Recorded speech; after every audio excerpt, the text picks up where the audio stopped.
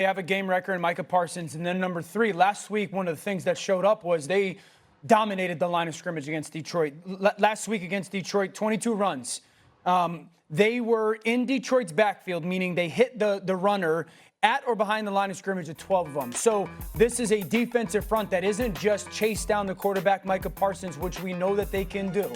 But Detroit's offensive line, good unit, probably a unit that is equally on par with Washington, if not better, was dominated by the Green Bay Packers. The fact that they're at home dealing with the crowd noise or utilizing the crowd noise, and can they get Micah to hunt? As much as I love Jaden, and as much as I think that offense is a problem, I'm going to give Green Bay the advantage defensively. There's zero way that you can look at the film from week 1 and think anything differently. The way that the Green Bay Packers and Jeff Hafley dominated on each and every level. You think about Micah Parsons was an absolute stud, but Rashawn Gary on the outside as well, someone who I feel has been underrated throughout his career in Green Bay because he's just been right there with the pressures, but not necessarily completing the sacks. Edgerrin Cooper on the second level is an absolute star. He's going to be an all-pro in this league. And we saw what Xavier McKinney was as he was acquired from the New York Giants the year before. But there's also Javon Bullard and there's Evan Williams and that 3-safety defense that they employ.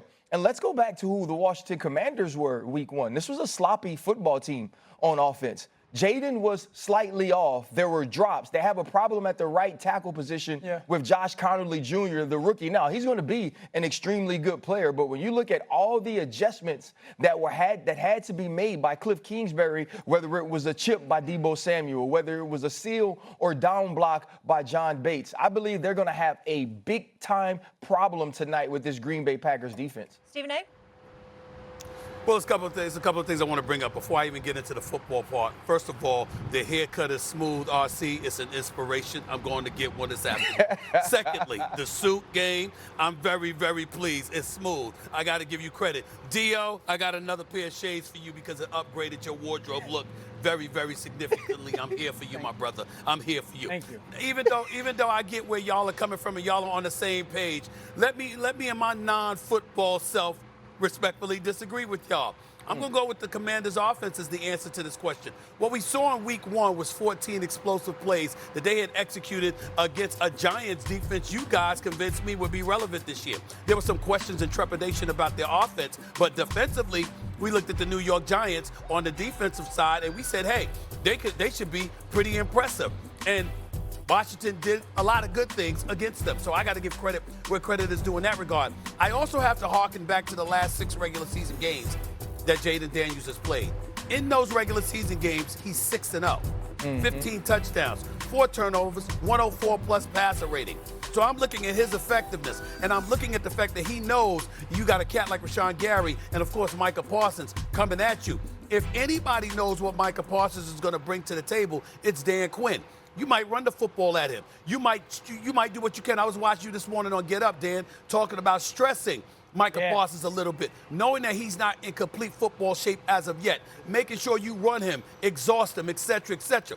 As you guys know significantly better than me, fatigue makes cowards of us all. And if you can go out there and get him to a point where he's gassed, all right, and he's gasping for air, that might help you if you're the Washington Commanders. So I'm looking at it from that standpoint, and I'm saying going into game 2 combined with what I saw from Detroit in game 1, I got real questions about Dan Campbell's choice for his offensive coordinator right now, considering how awful they looked with all their personnel returning from last year, and the only thing that was different was the offensive coordinator. It's one thing to lose to the Green Bay Packers. It's another thing to get beat up the way that they did, to get humbled and neutralized the way that they did.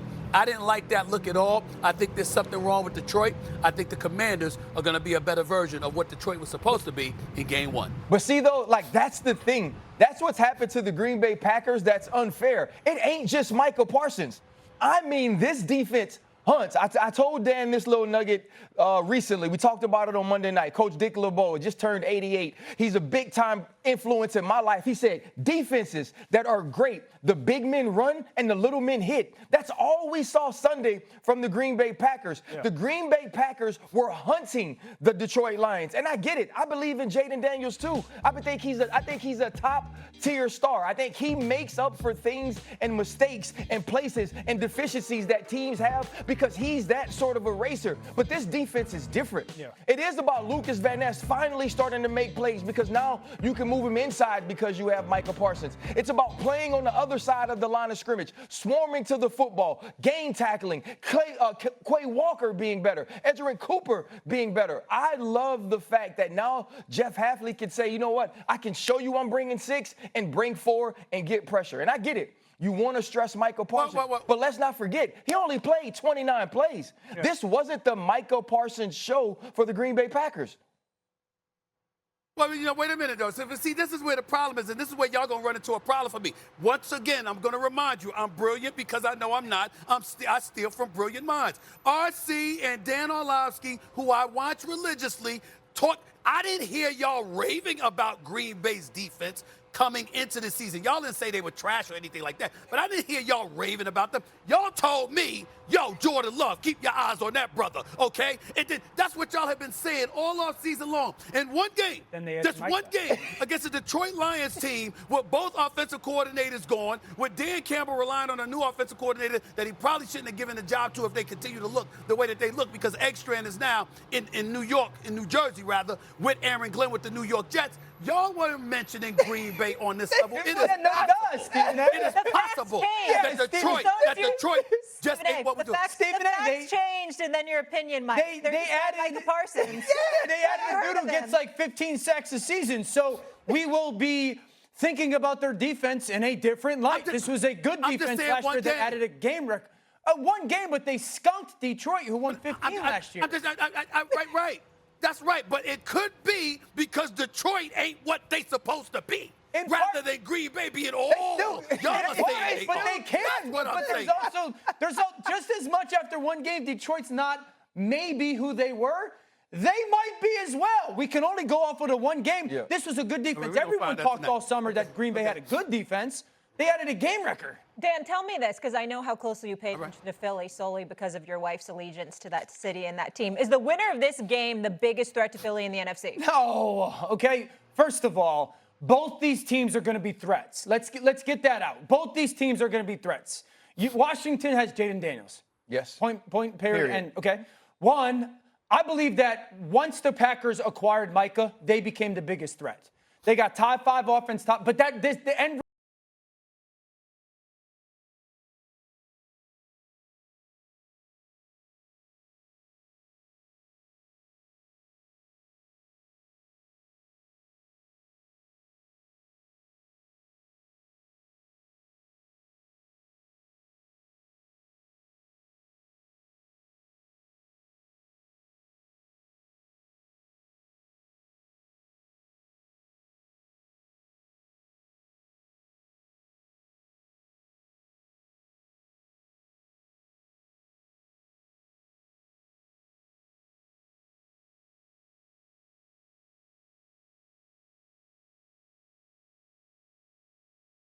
And well, if it don't include Matthew Stafford, Dan Orlovsky is not going to give a definitive yes to anybody else. You left out Matthew Stafford. Okay, and you asked Mr. Rambler the primary. He's like, hey, they might be.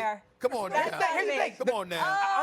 Honestly, there's 100% bias, and it's okay because Matthew Stafford's really good. Absolutely. And if you watch he's really good. Him, I mean, if I sat in his box for the Super Bowl, while people like me had to sit in the media section, I would also be like, hey, whatever Matthew does, I'm with it. If I went on his plane, like, I get it.